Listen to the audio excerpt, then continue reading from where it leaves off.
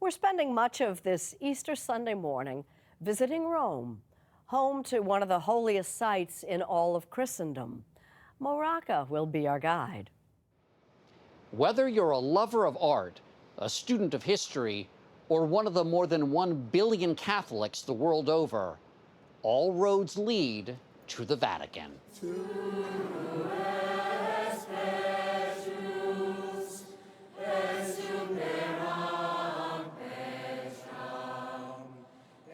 Vatican City is the smallest independent state in the world, an enclave tucked inside of Rome. Just 110 acres in area with fewer than 1,000 residents. But it draws more than 6 million visitors each year to the monumental St. Peter's Square and the magnificent Vatican museums. And at its heart, one of the holiest sites in the world, St. Peter's Basilica. When the new pope's elected, he would leave the Sistine Chapel, say a prayer at the Pauline Chapel, and then walk out here and go to the Central Loggia. And if you see the beautiful mosaic up there, that's the words of Jesus, "You are Peter, and upon this rock I will build my church." New York's Timothy Cardinal Dolan was a 22-year-old seminarian when he first visited St. Peter's. There are certain symbols, there are certain images, especially in the mind of a Catholic, that represent something awesome. And St. Peter's would be one of those. To see this close up, you talk about something that would just shake you. It was great. I try to imagine the different people who've walked through here. I imagine the saints, all these great figures that are now up here that once actually walked through the square. St. Peter, says art historian Elizabeth Lev, is at the center of it all, spiritually, architecturally, and literally. The site of St. Peter's Basilica, St. Peter's Square, is all centered around the tomb of St. Peter, which is found 144 meters under that golden globe on the top of Michelangelo's dome. Built on the site where Peter, the apostle and first pope, was crucified upside down, martyred along with other early Christians by the Roman Emperor Nero in 64 AD. Peter said, "I'm not worthy to die the same way the Master did. Would you crucify me upside down?" So when Peter's body was cut down off the cross, he had to be buried immediately. They stuck Peter in the trench, they covered him with some dirt, and that was the end of the man that was referred to as the Prince of the Apostles. And does this instantly become a shrine, a place where pilgrims come? Even though that tomb is so inauspicious, this is where the whole story begins. And what a story. The Basilica is a marvel. Started in 1506, it's the work of 12 architects and a roster of Renaissance masters, serving 20 popes over the course of 120 years. What's miraculous, says Elizabeth Lev, is that it all came together so beautifully. Imagine the dome. Looks like it's hovering above Peter's tomb directly below. And when the Pope steps up to his altar, underneath Bernini's canopy, stepping in the footsteps of Peter the fisherman, he is the Pontifex Maximus, the bridge between heaven and earth. Michelangelo designed the explanation of the papacy in the interior part of the dome. The Dome of St. Peter's would be the crowning glory in the life of artist Michelangelo Buonarroti. And towards the front of the Basilica, a much younger Michelangelo's breakthrough work, sculpted from a single piece of marble, the Pieta. Pieta is the Latin and the Italian word for compassion, for mercy, for tenderness, a word particularly poignant for our present Pope. So Michelangelo there has the Pieta, in other words, the compassionate, sorrowful Mother Mary holding the body of Jesus as it was taken down from the cross. Now imagine how heavy that is. She there is an extraordinarily strong woman, right?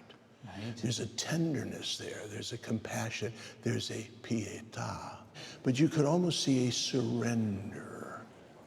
Only a few years later, Michelangelo would paint the ceiling of the Sistine Chapel, where cardinals meet to elect a new pope, and just one of the treasures of the Vatican museums. The decision in 1780 to open those museums to the general public, regardless of religion, was revolutionary. There is a painting of the man who opened that museum, Pope Pius VI, giving a tour to King Gustav III of Sweden, who they were religiously on the opposite ends of the spectrum. But you see this painting of the two of them walking side by side, standing under the statues. That's what the museums are. They are a platform of dialogue. Because you don't have to be Catholic, you don't have to be Christian to look at the tapestry of the risen Christ and marvel at it. That's what's 1780, they open it, I mean, to everybody. We have sketches of people coming in there. You see men with big turbans, assuming that they're Muslims. The Vatican museums have a great history of openness. Exactly. Today, the Vatican museums comprise one of the largest collections in the world, 3.5 miles of museum, and the first of its magnitude to have a woman as director, Barbara Pieta. When you found out that you'd been appointed the director of the Vatican museums, what was your reaction? Astonishment, absolutely. Caring for these treasures is equal parts art and science. A huge part of the work of the museum is conservation, preservation, and restoration. Almost 100 people in 7 different conservatory labs are working permanently in the museum. On projects like the restoration of this oil painting by Raphael in the Hall of Constantine. Well, as a restorer, you have to be humble. You have to accept that what you're working on is much greater and it's much more important than the work you do. Overseeing this restoration, Professor Arnold Nesselrath. What is the genius of Raphael? What he does with the light, how he translates the light into painting. This is, I think, the masterpiece in this room. It's the last we have of Raphael when he dies at the age of 37. And it's also the idea of what we lost. And it makes us understand why the whole of Rome was sad when they heard on Good Friday in 1520 that he died. How did he die? Contemporaries say from too much love. Too much love? Like he just had too much sex? That's the impression that his biographers give to posterity. He just exhausted himself? That's what they say. He really lived life to the fullest for at least a short time. Have you ever discovered something that really surprised you? Well, we discovered the beans that came from the New World. That's right, beans. Which the workmen who applied the plaster and had fallen into the plaster, when they then took the plaster and smashed it to the wall and smoothed it over, the beans remained in there. Wow, well, it's nice to know that Americans played such a vital part in the creation of this. Yeah. And today, Americans pay for much of the restoration through the Vatican's Patrons of the Arts program. These works of art belong to the whole world. We only hold them as a custodian, as a steward. They belong to everybody.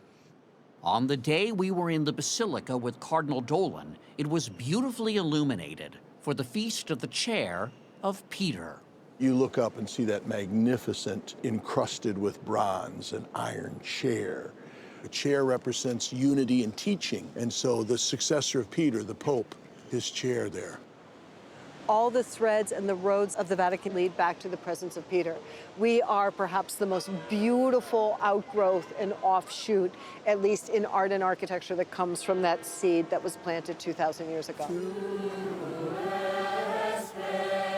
Geographically, Vatican City may be small, but just like Bernini's colonnade in St. Peter's Square, its arms open wide to the world.